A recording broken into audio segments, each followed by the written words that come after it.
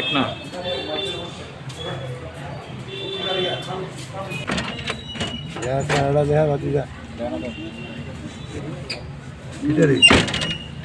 শুনে যেতাম চলো বিপুল হ্যাঁ।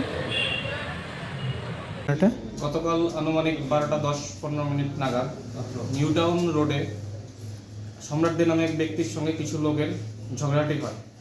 এর ফলে সম্রাট দে ওই 3জন ব্যক্তিকে ধারালো অস্ত্র দিয়ে আঘাত করে।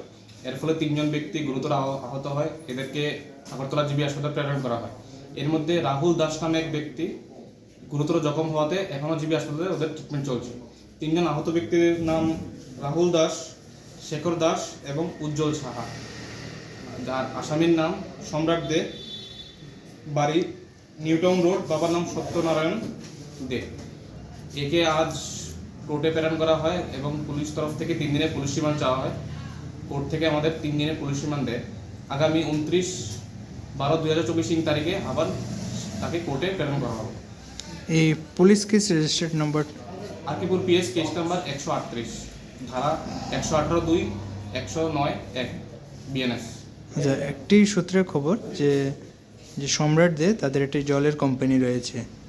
সেটা আমরা খবর পেলাম যে নিউ টাউন রোডে এদের একটা জলের কোম্পানি আছে যার নাম সম্রাট নামিয়ে আছে, যতটুকু আমরা জানি।